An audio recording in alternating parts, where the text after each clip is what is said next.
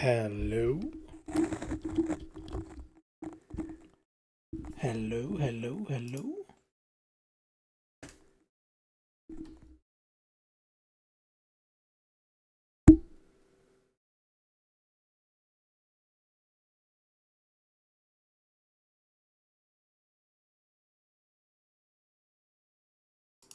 Cool. Okay, well, welcome to another episode of Full Stack Engineer. I'm going to be working on a project that I've been creating for the last couple of months. Basically, it's an open source search engine that I want people to use to take like a niche subject and build a search engine that's better than Google. The point of this stream is to go into the backend and use PostgreSQL and FastAPI to start the crawler process. So there's a couple of things I have. One of them is a crawling part of the backend, and that's going to crawl websites for you and produce your search index. This is not really a tutorial, so if you're looking for a tutorial, this video won't be for you. But it is a look at someone developing a serious project that uses PostgreSQL and FastAPI and how all of that works on the back end. So if that does interest you, then this will be a good project video for you. So let me show you what I have. So this is my setup. If I just zoom out a tiny bit, you can see I've got over here my core code for my FastAPI backend. I've got my main.py file and all my endpoints. So all of this is already made. And I'm also running a Svelte app. So I can show you what this application looks like so far. I've got this nice little script. I deploy to dev. A bunch of stuff runs in the background. Get some Docker containers running. And everything's set up. I can now go and visit. Whoops, wrong place. I just reload this. And you can see I've sort of copied the Google format. Hi. No results found for hi because I haven't done anything yet. And I can go to /admin and I get this stuff here. So, for example, I might say I want an URL of github.com done, and maybe I also want a seed in that, which is going to be /Connor56, which is me, and then I can just click here, and look, it's my GitHub account. Okay, cool. So all of this is powered on the back end by PostgreSQL, and specifically, it's all powered by things like this: add CDL, delete CDL, update CDL, etc. Now, all of this works, and this means when I set up on here, like say, for example, I don't know, let's say bbc.co.uk, done. And maybe if I go to BBC News, yeah, maybe I want /news, right? Now, what I want to happen is when I run my crawl here, when I click start crawl, rather than it just give me an alert and say start the crawl, I want it to get these CDLs from the Postgres backend. So you can see if I go into here, can I zoom in? Oh yeah, I can, nice. So if I do psql-u Postgres, I can log on. And then I can do select star from CDLs. And I get this. github.com, Connor56 news, etc. Now, what I want my crawler to do is pick up this information and say, okay, so if I've got github.com/Connor56, that's going to be an URL that I search. If I've got bbc.co.uk/news, that's going to be an URL I search. I'm also going to search github.com and I'm also going to search bbc.co.uk. And I mean, I can just do /new/1 or something. I don't know if that will go anywhere, but 404 not found. But anyway, I want it to search that too. So if I came back in here and ran that again, you can see I've got /news/new1. Oh, maybe that should be /news1. Quickly. Does that take me anywhere? Not really. Okay. So yeah, I want it to pick that up and I want it to create those URLs and then crawl them. So what I'm going to do today and what I'll show you today is me working on the back end, building the necessary crawler architecture to make this work. And once I'm done, once I get through small bits, I'll pause and explain it to you. However, in the meantime, when I'm not speaking and nothing is happening, what I mean is when I'm working on this, I'll probably just go silent and I'll only come on when I actually have something to say about what I'm doing. So if you want to just skip ahead to those bits, feel free. It will just be when my face is up. Okay, so I'm going to start working on it and I'll speak to you in a bit. Bye.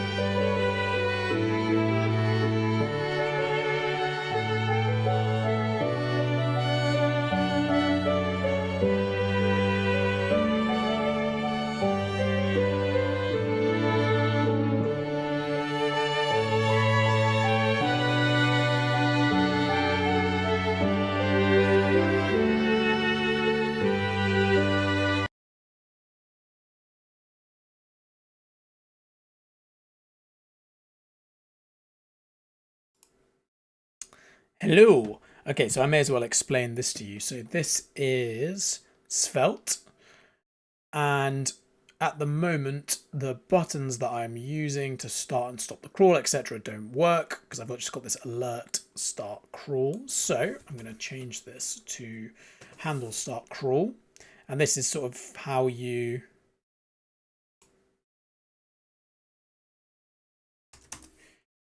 do things inside of Svelte. So I can just attach this little function, starts a crawl,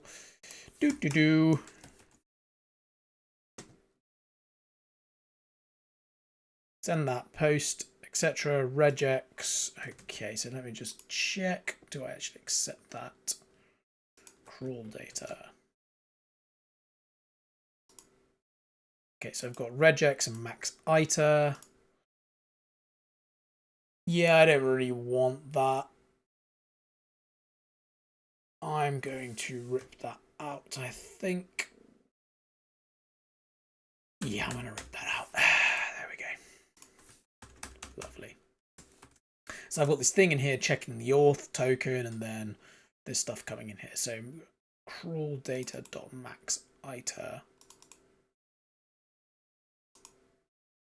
I'm going to say regex patterns is none.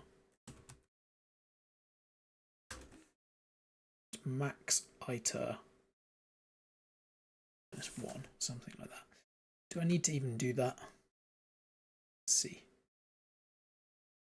By default it's -1, so I just do that. Do I even need the regex patterns?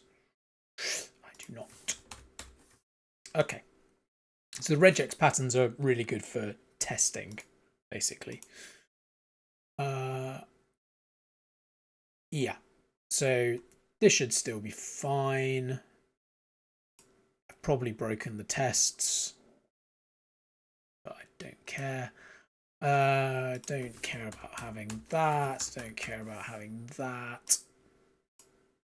And now I can, yeah, I got rid of it. Response model is the crawl token. Cool. Cool. All right, that's that then. So now I've hooked this up, I should probably hook up the stop crawl as well because I don't want it to be going on forever. Stops a crawl.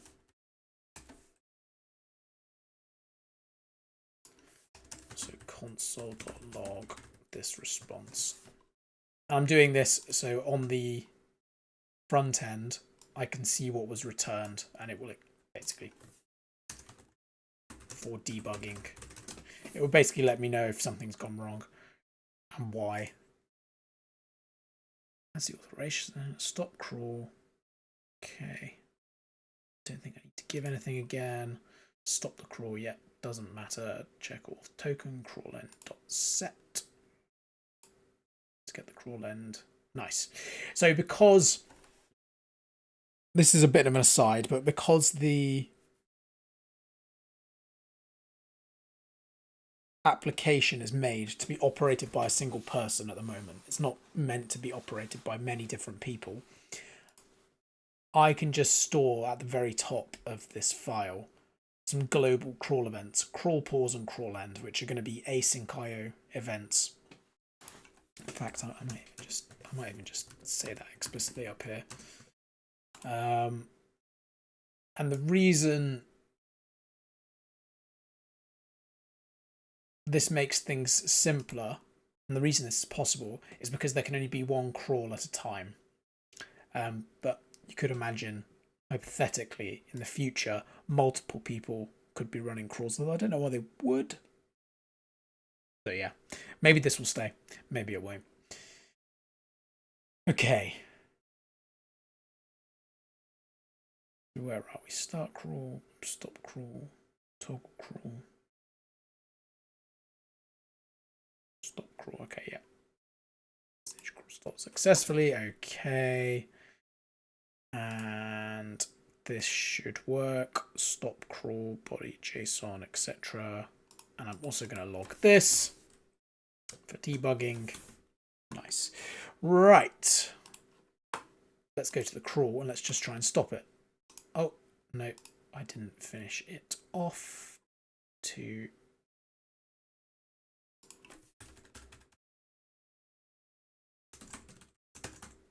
Oops. Look at this, horrible. Ugh. What's that? What's that, brother? I'm just saying that because this is bog standard CSS and Tailwind exists. Okay.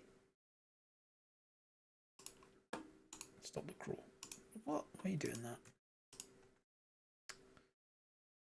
Oh.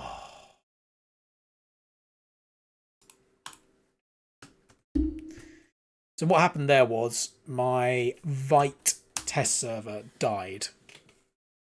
Which is irritating.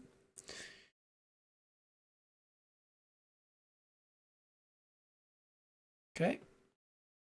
And sometimes, so Vite is a deployment, web server deployment thing. In fact, I am not fully sure.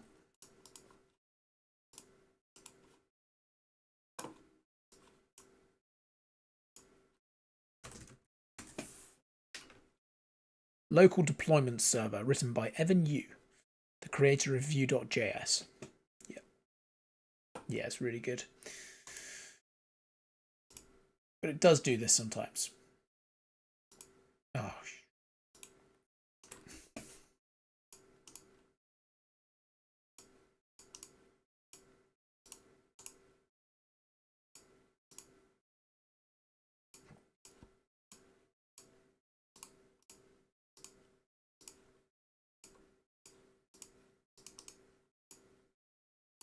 bit annoying to have to set up again, but oh well. Stop crawl. Nice. Stop crawl. Okay, so that would mean we should be getting non-type object has no attribute set. Oh, hell yeah. Hell yeah. Okay. So now if I click start crawl.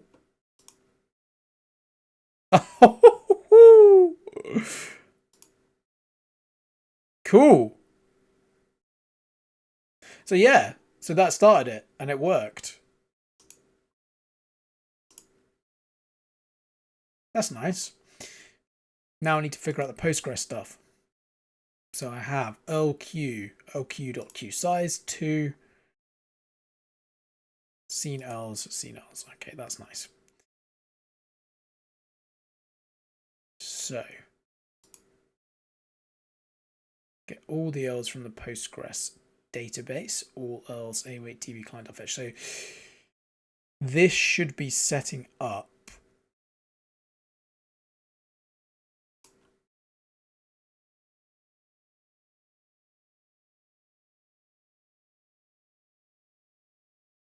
tables, one of which is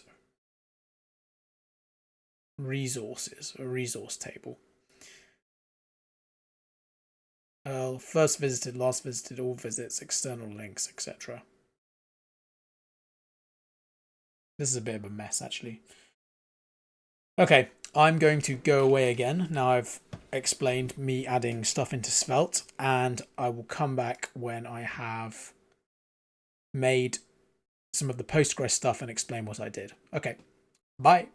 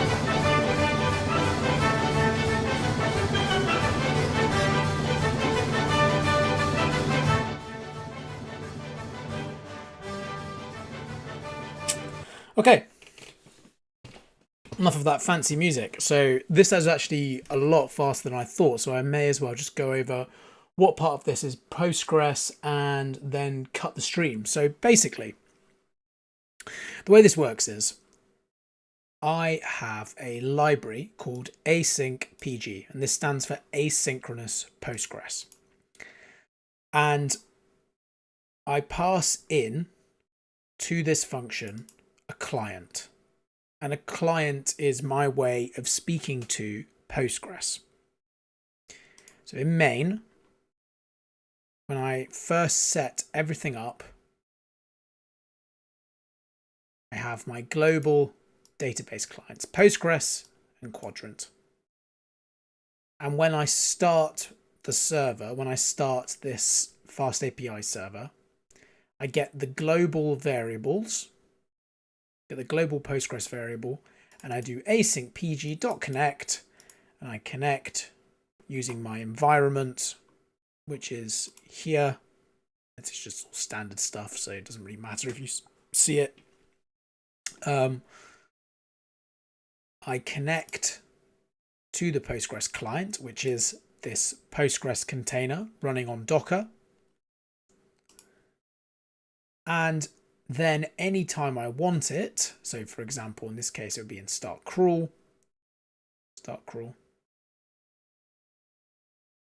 I say this function or this endpoint depends on get Postgres client, which means that function will run.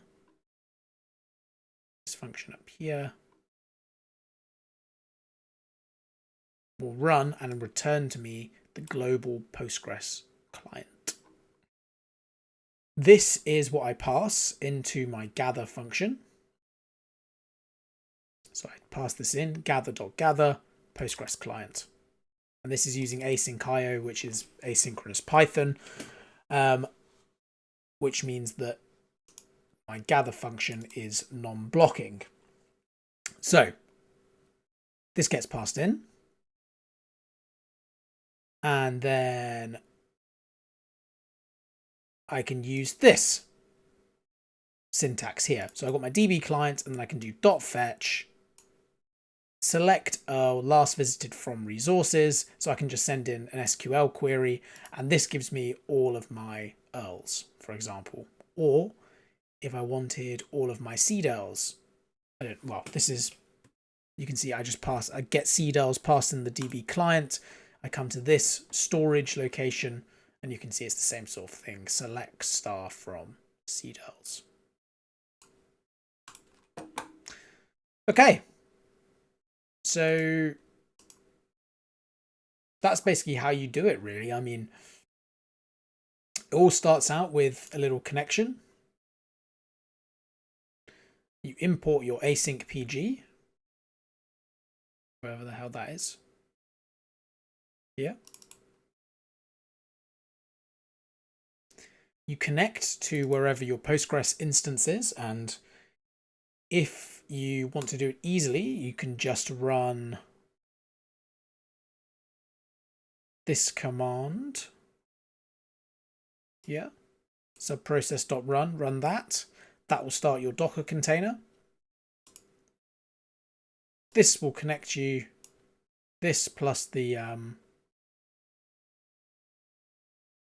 .env will connect you to, doesn't matter if you see this as well, to Postgres.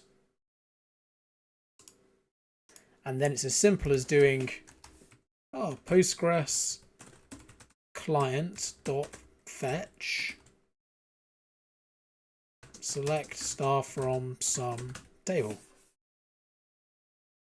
Okay, there we go. And then to integrate it with FastAPI, you have to put it in these endpoints, etc.